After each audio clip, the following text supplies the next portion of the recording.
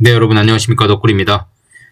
오늘 금요일 장이 마감이 됐습니다. 오늘은 한올이 조정을 받았습니다. 드디어 어제 제가 조정의 이야기를 하면서 도파민에 절어있는 우리의 뇌다 그랬더니 이제 다른 댓글 남겨주신 분이 그래도 한 몇만 원, 10만 원인가요? 뭐 얼마나 그랬죠? 이상은 가야 도파민이 나오지 않겠냐라고 하셨는데 그쵸, 맞습니다. 그 정도는 돼야죠. 사실 뭐 그거는 시간 문제라고 저는 보고 있습니다만 글쎄요, 지금 뭐 15만원 위에 가야 좀 올랐네 느낌이 드신다고 덕굴림 팬이라는 아이디를 쓰시는 분께서 말씀을 해주셨는데 뭐 15만원 위 가겠죠. 예, 시간이 다 해결해 줄 겁니다. 너무 걱정하지 마시고요. 해피보도님 슈퍼 땡스 너무 감사드립니다. 제가 뭐 깨알 멘트가 이제 취저시라고 하시면서 뭐 정시 원서 넣고 기다리는 때에도 좋은 소식 자제분 수능 보시고 이제 정시원서 넣고 기다리는 중이시거든요. 좋은 결과 있으시길 기도하겠습니다. 해피보노님, 저한테 슈퍼땡스 보내주셨으니까 좋은 일이 생기실 겁니다. 네, 잘 되길 기도하도록 하겠습니다. 너무너무 감사드리고요. 다른 분들도 댓글 너무너무 감사드립니다. 다 읽어봤습니다. 너무너무 감사드리고요. 오늘 영상은 한올바이오파마의 지난 11월 달에 나왔던 11월 17일이네요. 네, 여기 11월 17일이라고 나와 있네요. 11월 17일에 DS 투자증권에서 나왔던 리포트를 가지고 좀 말씀을 드려볼까 합니다. 이때 목표 주가가 5만 원이었군요. 지금 목표 주가를 이미 넘었네요. 그쵸? 5만, 지금 오늘이 600원으로 마감을 한 것 같고 어제는 뭐 5만 3천 원까지도 갔었죠.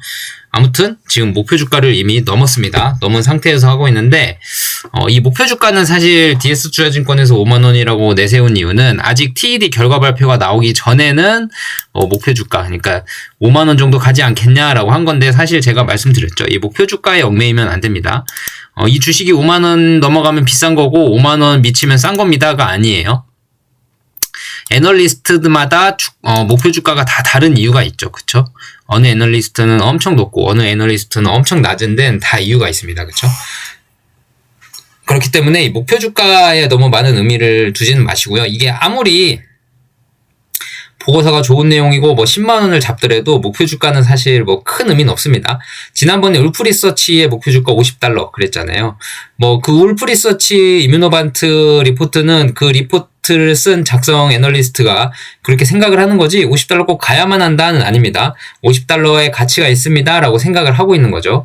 아무튼 DS 투자증권 애널리스트 분께서는 그 전에는 이제 5만원쯤 가면 적정하지 않을까라고 생각을 하셨나봐요. 그래서 5만원을 잡으셨고, 지금은 목표 주가가 훨씬 아니지만 왔다 갔다 소폭 조정을 또 진행하고 있는 것 같습니다. 이게 지금 보시면 제가 이걸 왜 가져왔냐면, 여러분들이 이제 바토클리맙 TED 결과 발표를 많이 기다리고 계시는 분들도 계시잖아요. 물론 지금 주가의 바토클리맙 TED의 결과 발표 뭐 이게 실패를 하면 조금 하락의 여지가 있을 수 있지만 성공을 하고 반환을 받는다 뭐 이런 것들은 이미 다 주가에 어느 정도 제가 머금고 가고 있다라고 말씀을 드렸잖아요.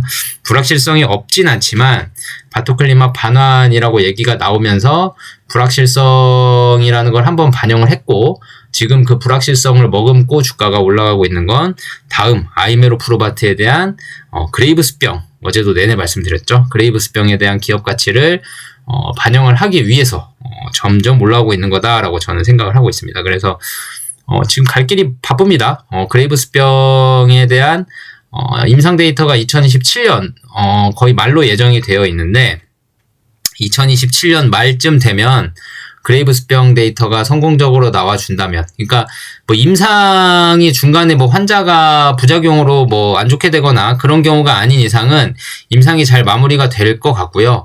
임상만 잘 마무리되더라도 그렇게 여파가 크지 않을 겁니다. 그리고 그 임상이 마무리되냐 안 되냐의 차이, 그 프리뷰를 어떻게 볼 수 있냐면, 류마티스 관절염 오픈라벨 임상 결과 나오잖아요. 올해 상반기에 아마 나올 텐데, 올해 상반기에 나올 류마티스 관절염 오픈라벨 임상 결과에서 환자가 부작용이 과거에 알려졌던 그런 뭐 IgG 감소 정도에 따른 뭔가 알부민이나 콜레스테롤 수치와 같은 부작용이 없다면, 그런 게 없다면, 안정성이 입증이 된 거고, 그러면 그레이브스병 임상에서도 그렇게 크게 문제가 될 건 없겠다라고 넘겨잡을 수 있거든요. 그렇기 때문에 류마티스 관절염 치료제 오픈라벨 임상 데이터 결과가 나오게 된다면, 물론 유효성 데이터도 중요하지만 안정성 데이터도 중요합니다. 그래서 안정성, 실제로 아이메로프로바트를 환자에게 투여를 해봤더니 그렇게 콜레스테롤이나 알부민 수치 변화가 없구나라는 걸 다시 한번 확인시켜 줄 수 있는 그런 임상 안정성 데이터 결과 발표도 주목할 필요가 있고요. 물론 류마티스 유효성 데이터가 나오면 기업 가치를 상당히 빠르게 반영할 수 있습니다. 근데 제가 누누이 말씀드리지만 류마티스 관절염 임상은 그렇게 쉬운 임상이 아니라는 거 마음에 항상 새겨 두시고요. 데이터 결과 발표 날 때까지 한번 잘 지켜보셨으면 합니다. 아무튼 바토클리맙 TED 결과 발표가 이제 곧 나올까 말까 하고 있는데, 여러분께서 잊혀지셨을 수도 있고, 그리고 최근에 들어오신 구독자분들은 이런 리포트가 있었나 하실 것 같아서 과거의 리포트를 좀 가져와 봤고요. 제가 이걸 가져온 이유는 지금 이제 1월달이 하루하루 지나가고 있잖아요. 벌써 1월 중순이 다 되어가고 있습니다. 2026년이 밝고 거의 열흘가량이 지나오고 있는 이 상황인데요. 아직 한올바이오파마의 데이터 발표가 없습니다. 그쵸? 1월달쯤에는 발표가 날 거라고 지금 예상은 하고 있지만 아직까지 발표가 없습니다. 그 말은 무슨 말인가요? 이뮤노반트가 한올에 데이터를 안 줄 수는 없을 겁니다. 파트너사이고 파트너사 국가에서 의무 공시 대상 목록, 의무 공시 대상의 그런 임상 결과 데이터 발표는 의무 공시 사항이거든요. 그래서 이뮤노반트가 한올에 데이터를 안 줄 수는 없을 거고요. 한올이 데이터를 받으면 즉각 공시를 해야 되는 상황이기 때문에 1월달 안에는 데이터가 좀 나오지 않을까라고 생각을 하는데 벌써 10일이 지났습니다. 앞으로 이제 증권 거래일이 약 한 15일 정도 남아있는데 1월 30일까지 하루하루가 다가오고 있습니다.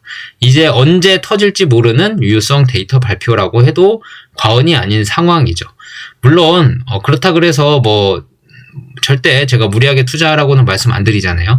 여러분들 절대 성공이다, 실패다 이걸 미리 예측하고 미리 파시거나 미리 사시거나 하시는 것보다는 차분하게 본인이 보유하고 있는 같이 잘 기다리면서, 그리고 본인이 책임 감당이 가능한 정도의 투자를 진행하시면서 차분히 기다리시면서 안 좋게 나오면 하락이 있겠죠. 하지만 아이메로프로바트의 본격적인 데이터 발표가 올해부터 시작이 되기 때문에 아이메로프로바트에 대한 기대감으로 옮겨 타는 순간이 될 수도 있고요. 실패를 하면, 성공을 하면 보너스죠. 그렇죠? 성공을 하면 지금 바토클리맙 TED에 대한 기업 가치 반영이 거의 돼 있지 않기 때문에, 지난번에 한번 반환이라는 이슈를 때려맞고 크게 하락을 하면서 바토클리맙에 대한 거품을 확 빼버렸거든요. 그때.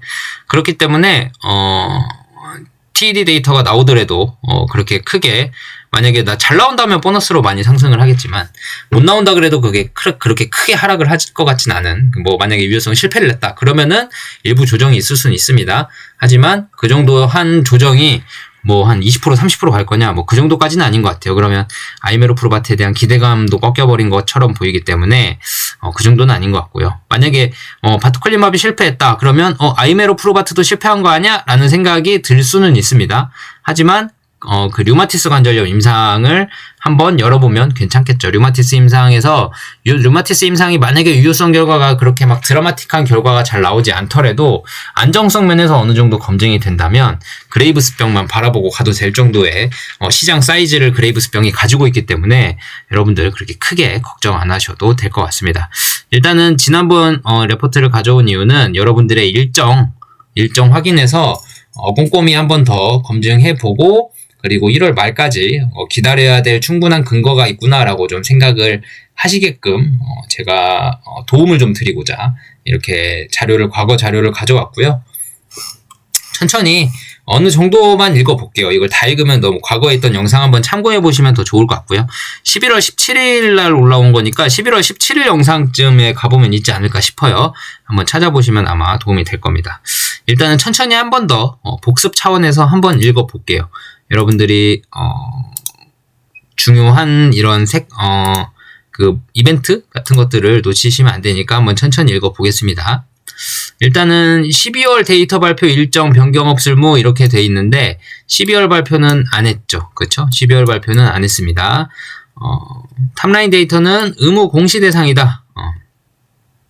금융위원회 공시 가이드라인에 따르면 임상시험 종료 및 임상시험 결과는 의무 공시 항목으로 분류된다. 기업은 통계분석 보고서 혹은 임상시험 보고서 등에서 도출된 탑라인 데이터를 기준으로 이를 공시하여야 한다. 따라서 파트너사 이뮤노반트가 전략적인 이유로 TED 임상 3상 결과 발표를 내년 상반기로 미루더라도 내년 상반기로 미루더라도 이게 첫 번째 임상과 두 번째 임상이 있는데 TED라는 임상이 이 첫 번째 임상을 발표할 시즌쯤에 이뮤노반트가 우리 전략적으로 두 번째 임상까지 한 번에 진행한 다음에 한 번에 발표할게요 라고 했잖아요.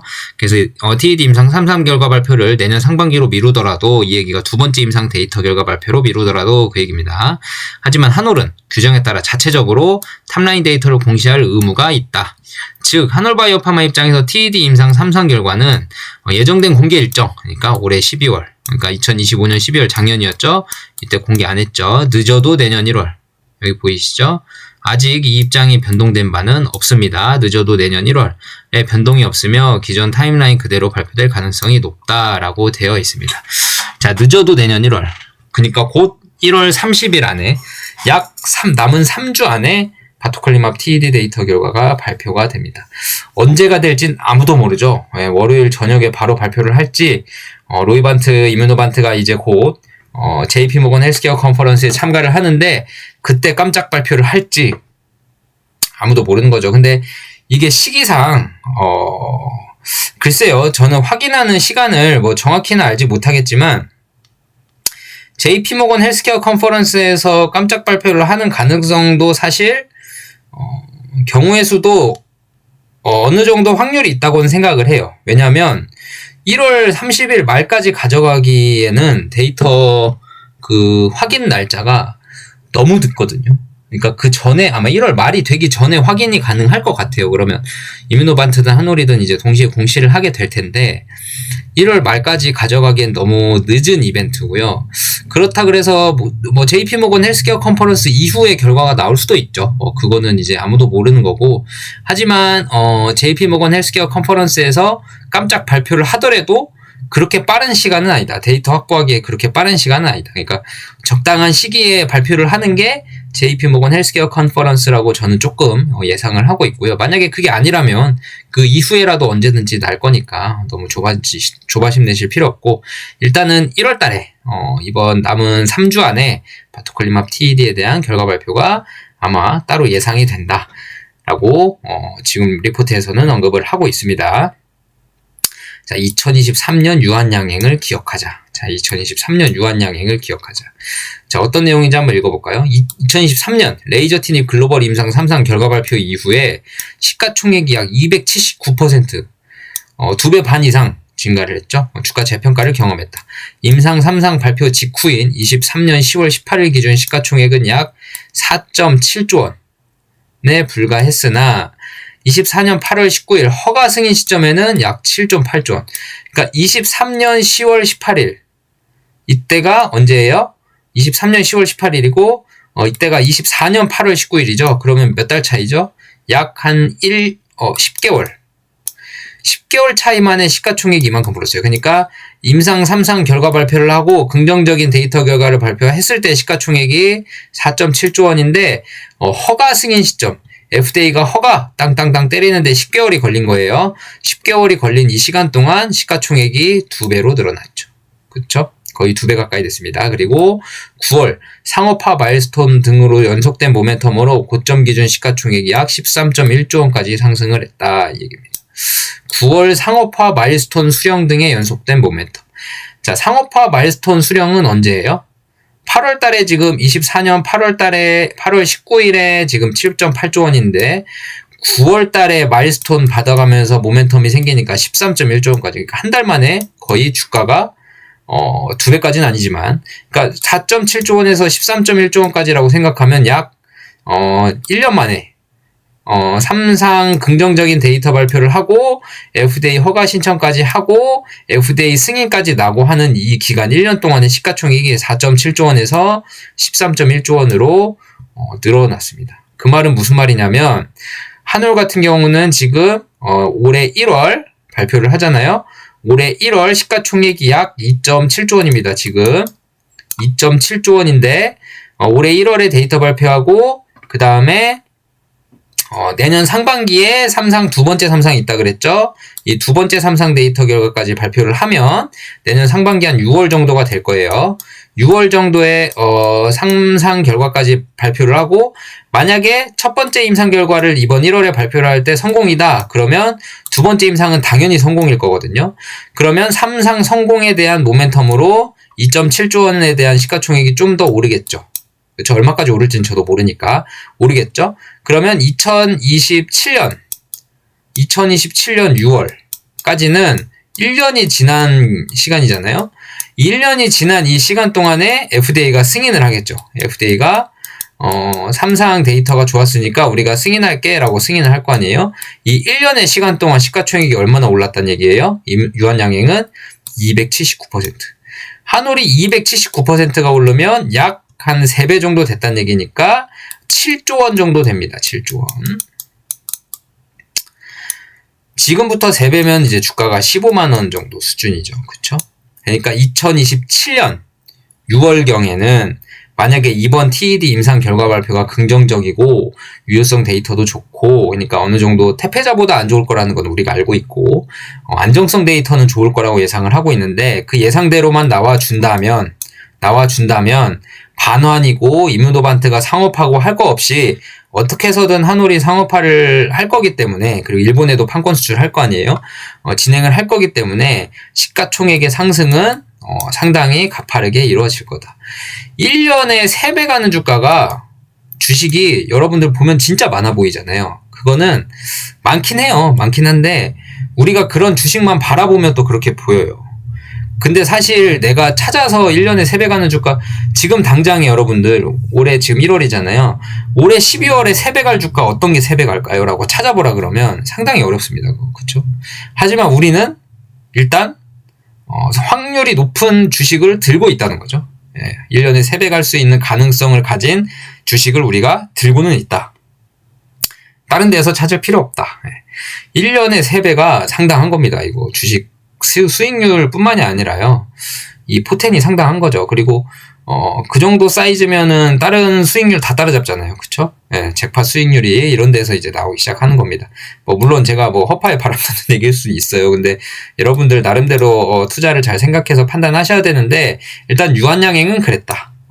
한올도 첫 번째 임상 데이터가 긍정적이라면 그럴 가능성이 있다. 그런 얘기입니다. 근데 이제 두 번째 임상 데이터 결과까지 봐야 되지 않나요? 라고 하는데 첫 번째 임상 데이터가 좋게 나와버리면 두 번째는 아마 미리 첫 번째 임상 데이터 결과 좋은 걸로 두 번째 임상 좋을 거라는 걸 미리 반영할 거예요. 주가가 땡겨서.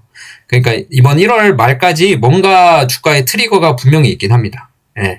만약에 성공이면 이렇게 한다는 거고 실패면 어떻게 돼요? 실패면 조정이죠. 실패면 조정이고 실패면 한동안 또 벌벌 길 수도 있어요. 류마티스 관절염 오픈 라벨 데이터 나올 때까지 벌벌 길 수도 있고 아니면 그레이브스병 데이터 기대감 결과를 좀 반영을 해야 되니까 살짝 기다가 또 올라갈 수도 있고 제자리 찾아갈 수도 있고 아무튼 그런 상황이 있을 겁니다. 당연히 성공하면 좋겠지만 그건 아무도 모르는 거니까요. 밑에 좀만 더 읽어볼게요. 한올바이오파마의 바토클리맘 역시 TED 임상 3상 결과 발표 이후 26년 하반기 허가 신청을 하겠죠. 그죠? 26년 하반기에 허가 신청을 하고 27년 하반기 출시가 예상이 됩니다. 그러니까 6월 달에 임상 데이터 결과 발표하고 한 7, 8월에 승인 신청을 하면 27년 한 7, 8월이나 8, 9월쯤에 승인이 땅 떨어질 거 아니에요. 그쵸? 그런 식으로 하반기에 이제 27년 하반기에 출시가 될 거라고 보이는데 2031년 세일스 포캐스트 매출 예상 기준으로 레이저 티닙 경쟁약물 EGFR TKI 타그리소는 약 8.8빌리언 그러니까 88억 달러의 수준의 바토클리맘이 속한 안티에피지아랭의 비브가르트는 110억 7천만 달러인가요? 117억 달러죠. 117억 달러. 죄송합니다.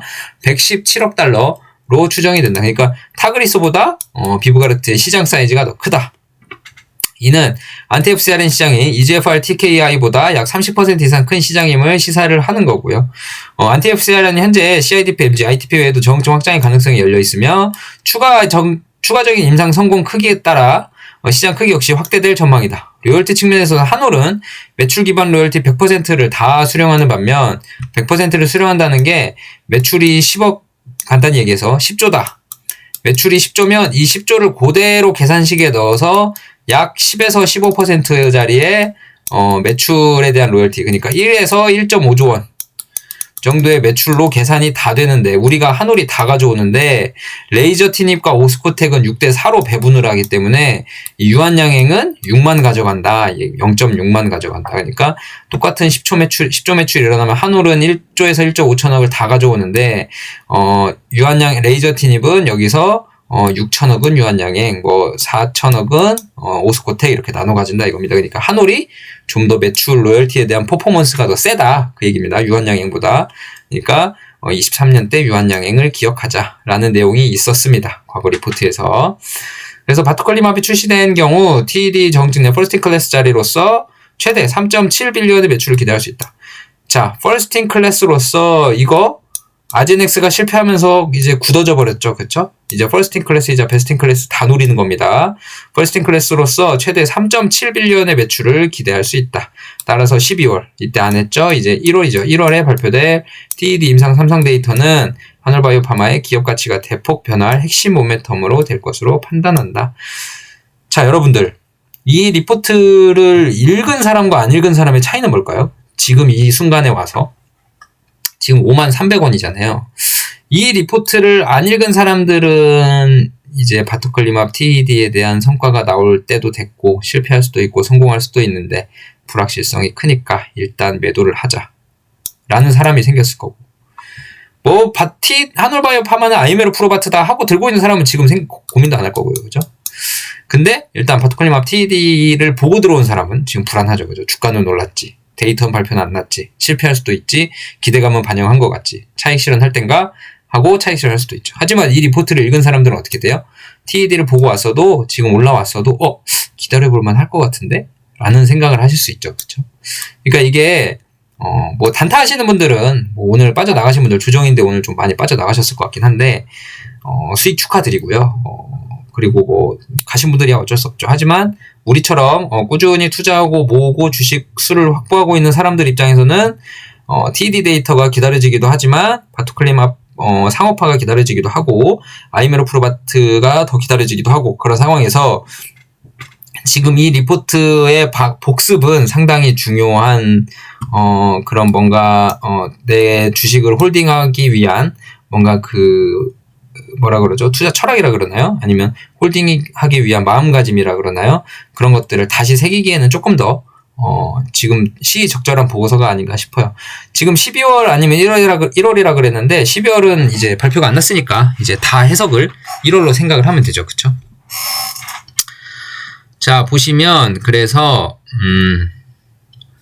여기 보시면 이제 예상 매출을 26년 이렇게 잡았는데 여기가 지금 영업이익이 이게 단위가 310억 원이거든요.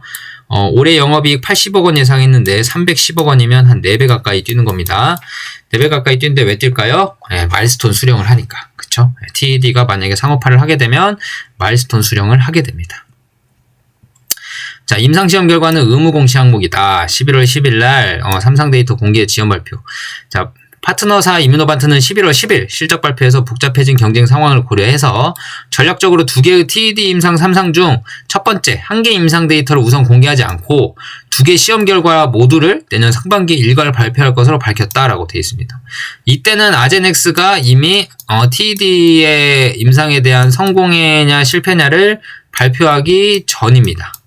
전이라서 아제넥스의 데이터가 궁금하기도 했을 거고 아제넥스의 임상 결과가 궁금하기도 했을 거고, 우리의 임상과 아제넥스의 임상을 비교할 수 있는 그런 데이터들일 수도 있고 하니까 일단 보수적으로 우리 좀 미루고 데이터 발표 미루고 뒤에 하자, 아제넥스 발표 나온 거 뒤에 해서 우리 거랑 비교해보자 라는 걸로 전략적으로 갔는데 아제넥스가 땡큐한 게 임상을 실패해버렸죠. 그쵸?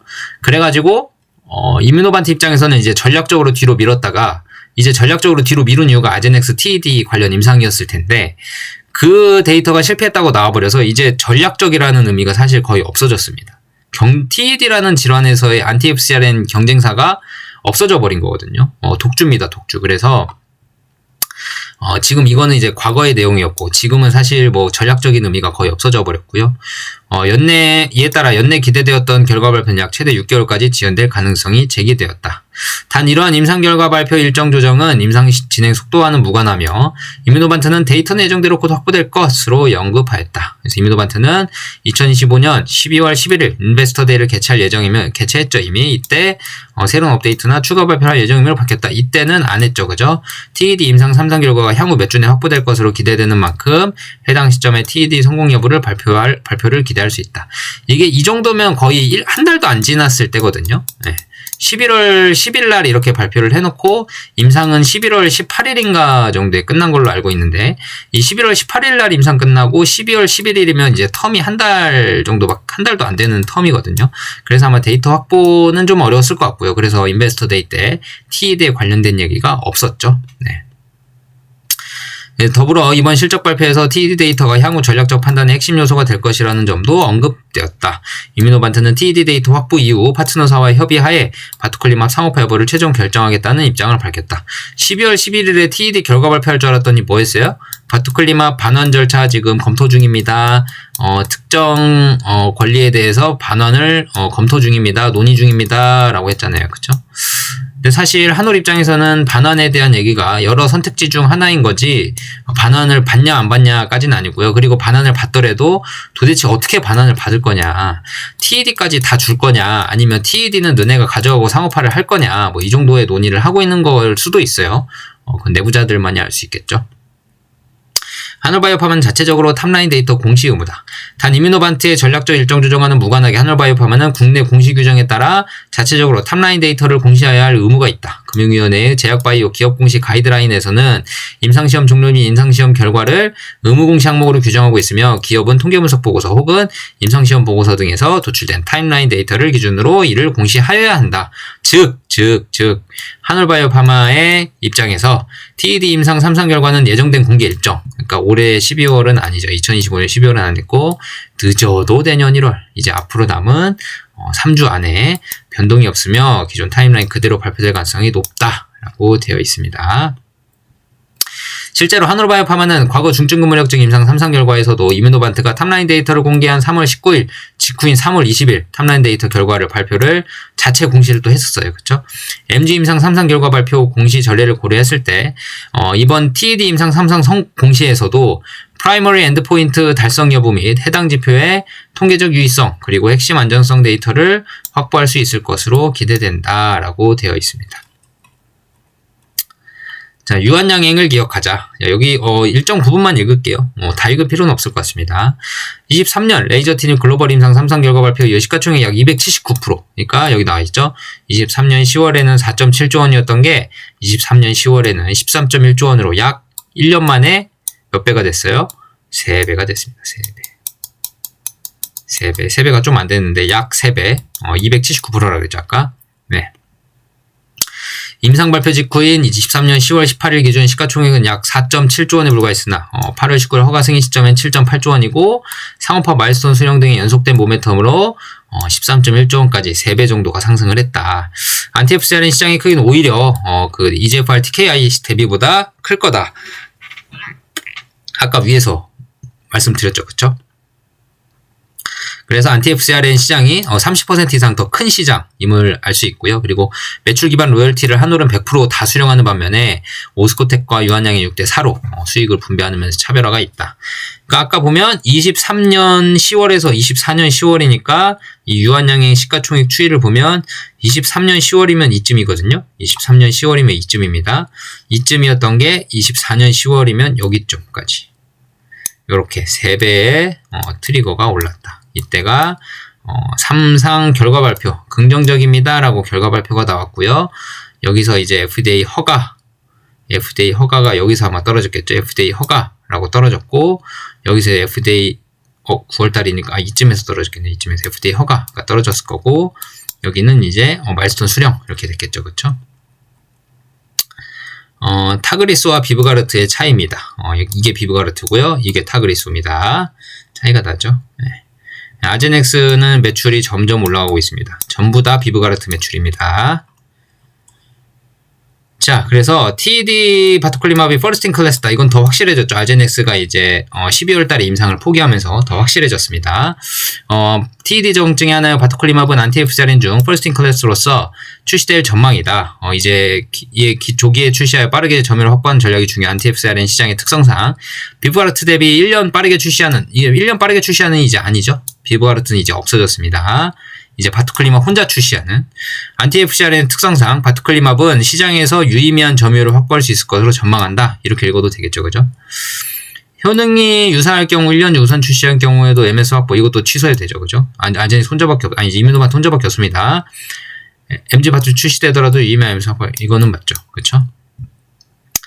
TED에서 정식 출시된 약물 암제네 테페자는 IGF-1R 이니비터로 옵틱 임상에서 한 24주차 리스폰더 비율 83%라는 우수한 효능. 그러나 테페자는 IV가 필수적이죠. 이거 병원 가서 맞아야 돼요. 그리고 청력 소실이라는 치명적인 부작용이 있습니다. 따라서 바토클리마비 우수한 투약 편의성 안정성 확보하여 출시될 경우 테페자가 투여하지 못했던 환자군을 확보할 수도 있고 기존 테페자 환자군에서 일부는 성공적인 전환을 이뤄낼 것으로 전망을 하고 있습니다. 현재 이뮤노반트는 테페자 대비 열등한 안구돌출 치료 효능을 가정. 이미 테페자 대비 열등하다. 그러니까 우월하진 않다. 이미 열등하다. 치료 가정해서 보수적으로 테페자 비투여 모더레이트 환자 5,000에서 7,000명. 테페자 투여했는데 이후에 잔존 증상이 남아있거나 재발할 환자 한 3,000에서 11,000명을 포함해서 총 8,000에서 18,000명 정도의 보수적으로 생각했을 때도 이 정도 규모의 잠재력을 예상하고 있다. 이 정도면 어느 정도냐면 MG 시장에 지금 아제넥스가 2024년에 MG에만 투여한 환자 수가 아마 이 정도 될 겁니다. 2024년? 올해는 한번 봐야 되겠죠. 올해는 아직 안 나왔으니까. 2024년, 작년에 아마 한 아제넥스가 한 2만 명 투여했던 것 같아요. 재작년에. 그 정도 됐습니다. 이때 아제넥스의 시가총액이 한 60조 원 정도 됐거든요. 60조 원. 그쵸? 네, 60조 원 정도 됐습니다. 그러니까 2만 명 투여했을 때 60조 원입니다. 그러면, 한올 같은 경우, 이뮤노반 같은 경우는 10,000명, 15,000명 가까이 투여한다 그러면, 여기보다 좀 낮은 이뮤노반트가 50조 원을 받을 수 있고요. 45조 원 정도 받을 수 있는데, 그러면 한올은 반으로 딱 이제 나눠보면 한올의 시가총액은 25조 원이나 22조 원 정도 수준이 돼야 된다는 얘기인데, 그러면 지금 2.7조 원이니까 앞으로 몇 배예요? 한 8배 정도? 네. 8배에서 9배 정도의 시가총액이 상승할 수 있다. 뭘로만? 바토클리마브 TED로만. 그쵸? 네. 이 정도의 결과가 나옵니다. 네. 이거는 그냥 상대적인 비교이기 때문에 꼭 이렇게 될 거라는 건 아닙니다. 생각해 봤을 때입니다. 근데 바토클리마브이 일단 성공을 했을 때입니다. 무조건. 가정은. 성공이 안 하면, 성공 못 하면 다 의미 없는 소리죠. 지금 방송하는 얘기가. 참고하시면 될 것 같고요. 연간 피크 세일즈 이 정도 예상한다라고 돼 있는데, 아무튼 여기서 보면 여기 한번 볼게요. 따라서 바토클리마비 효능 측면에서 테페자 대비 열등할 가능성이 높으나 이미 테페자보다 효능은 안 좋을 거라는 걸 우린 다 예상하고 있어요. 비교적 우수한 안정성, 부작용은 우리가 적을 거라고 예상하고 있고요. 4위크, 4주당 이 정도 합리적인 약가 출시될 경우 시비어 TED 환자군에서도 안티-FcRn 침투율을 상승시킬 수 있을 것으로 판단된다. 그래서 경쟁사 아제넥스 역시 TED 시장을 MG 사이즈 오퍼처니티 있는 정 중 하나로 판단하고 전략적 도전. 이거 없는 말이죠. 그쵸? 도전하고 있다가 실패했죠? 네, TED 시장 실패했습니다. 중요한 거는 MG 사이즈 오퍼처니티. 중증 근무력증 시장과 비슷한 기회다. 라고 아제넥스는 내부적으로 생각을 하고 있었습니다.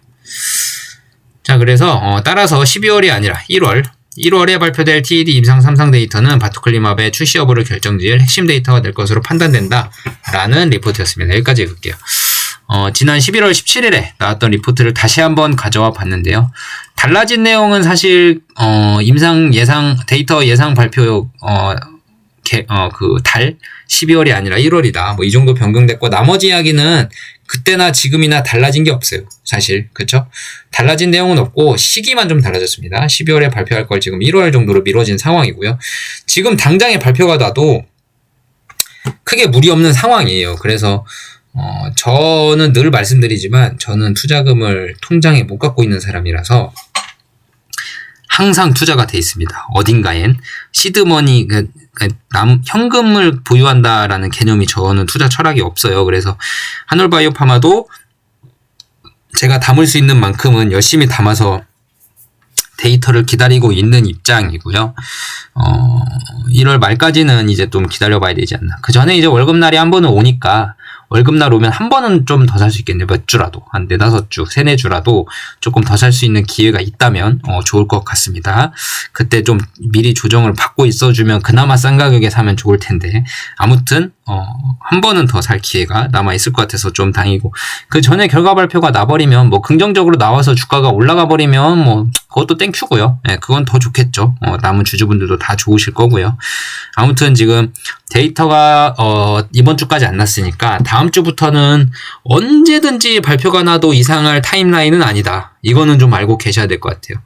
아무리 바토클리맙이 반원된다 그러고 바토클리맙 뭐 상업화 안 한다 그러고 바토클리맙 TED 임상 테페자보다 안 좋을 거니까 실패다.